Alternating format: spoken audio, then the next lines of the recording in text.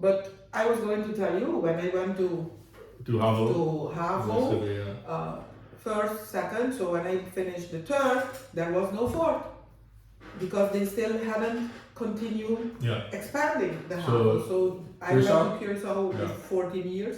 By yourself?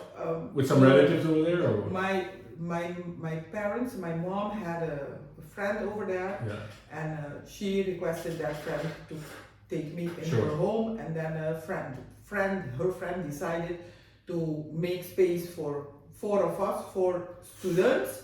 So we went. 4 of your classmates, not your 4 sisters, but the 4 of your classmates. Me with three friends. We went to stay by this lady. Very expensive back then. Adnan, I'm talking about 1982, 81, 82. Costing my parents 800 guilders back then.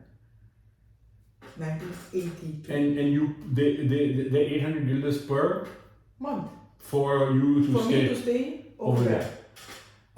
She brings me to school. She used to bring me to school. The lady over there. Pick us up back from school. She made our were you when the decision, because there was no choice, if you wanted to continue your education, you had to go to Curacao. Were you excited or scared? Were your parents nervous, or what was the feeling? No, for us it was a totally new experience. So I was a bit kind of disappointed. Why? Because it's in the age that you start to make the real friends and the girlfriends, the boyfriends. So you know the adult group starts to come in, and you have to leave your safe haven. Very tough. And I had an aunt living in Holland back then, who offered my parents also I could come to Holland by her, but then my mom said, to Holland? Back then we didn't have those KLM flights coming to Bonaire. So if we're talking about Holland, you have to go to Curacao, over there, get on the KLM flight, and if I'm not mistaken, that flight wasn't even straight, that ship was going before it gets over there. So it was a no-go to go to Holland for my parents. We spoke about Aruba, because my mom had friends in Aruba also, and those friends of Aruba, I knew them already. And I didn't know the one in Curacao. But because of Curacao being closer by, the let's say the guillotine fault on Curacao. Was it culture shock? Was it culture shock going? Not really like that for me. But I must say that's the moment that I started to become this Daisy. From quiet to what you see now as a result. And I think the culture of Curacao helped to sculpt me in what I am today. Because probably if I would have stayed here, I would have been more... You know, we know this, which is a generalization, but generally the view is that Bonaireans tend to be quieter, and some people will actually even make a comment that they tend to be submissive, that they actually are not, they don't speak up, and that of course in Curacao it's a little bit different, where Curaçaoan culture has been one that has a history of basically speaking up and standing up for what they believe. And you're saying that you benefited. So I was a peculiar one of the Bonairean students who got there. Every week my name is on the list. Over there, hanging because I didn't go to this class, and didn't do that, and they took sent me out of the classroom. So here was a girl who used to get straight A's and was very quiet. But no, the A's were there still. But the behavior changed because I got for myself when I left home. To me, it was like I'm leaving home and I have to succeed. I'm not going to come back without anything, empty-handed.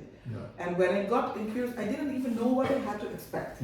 So when I got over there, I have been so many times to Curacao on vacation, but that's totally different experience and living. So the first day that I went to school over there, I went to MIL, Maria Immaculata Liceo. I was sitting and watching around, you know, like kind of. Just picking up on the vibe. And the first week of school, we had like an excursion with the class, with the HAVO 4s. We're like 8 classes of almost 30 students. Only HAVO 4. Wow. So, huge. yes, so, and we went to Brakapot. Brakapot, we went over there. And over there, you know, I was sitting and I was feeling myself like lost without being found because everybody knows somebody, and I was sitting there. My friends, none of us were in the same classroom, the ones that you went with me. Yeah.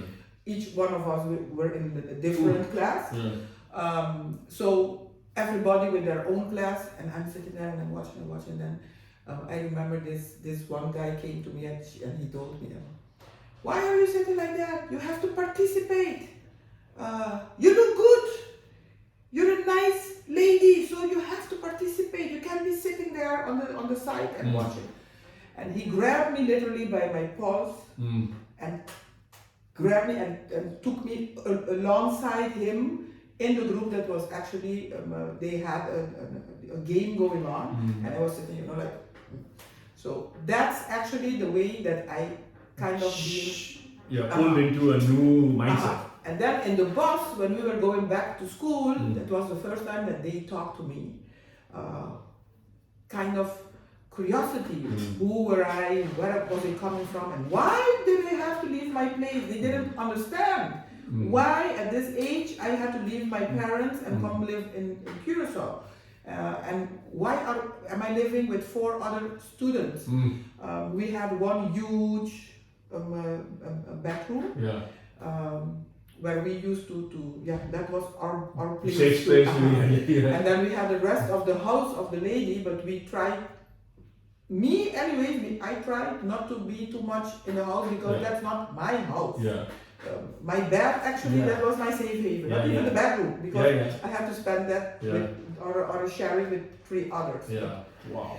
But anyway, the next week, when classes really began, you know, I got like a bit more confident. Homework that you got from school at that time. A lot of homework. And there was anybody to help you with that, or you just sat there? No. I tell you, I was a very good student. So you just sat and did your own stuff? Yeah. The lady that was... No. I must say, Adnan, I'm talking about myself now, but actually back then, it was sporadically that you heard the word bijscholing or bijles or extra classes for no. It was everybody, you just knew what you had to do. And in the classroom you just paid attention. Wow. And when I got to Curacao, it was the same thing. What we did a lot though in Maria Immaculata Lyceum, what we didn't do here was like when we had free time in school, we sit there together and say, come, let's do the Spanish jump together. And then, you know, but by doing it like that, sometimes you have one that's very good. That's one is such and so, 2 is such and so. Just But and with the reading of the books, the literature books also, we used to share that. I was very good in languages. So Daisy, you do the Dutch, and I do the Spanish, and you do the English. So really teamwork very early. And I was very early accepted. So very fast actually, I was accepted as one of them. And I think that's the switch that made me who you are today. Who I am today. So that's when you were sculpted, as you said. Exactly. And till where did you? So when did you finish up? You finished up. I finished HAVO, and then before that, you know what happened with me. I failed the first time in HAVO, where I had 5 9s on my list and 1 3. And you can get a diploma if you have 1 3 on the list. I had 3 for economy back then, and that was because I had French instead of that economy, but the French teacher got in an accident over there and died. Oof. He was killed in an accident and they couldn't find a Replacement for him, so we were obligated to change as the subject. for us. Suddenly in the middle you had So to change to in economics. the fifth class, Mm. I was like, I didn't want this, I didn't want to do that, so I thought, okay, economy, handel. So I thought, okay, should be easy. Adnan, worst mistake of my life, I think. So it was like sitting there and hearing and seeing and reading Chinese. Yeah, not understanding. And not understanding anything.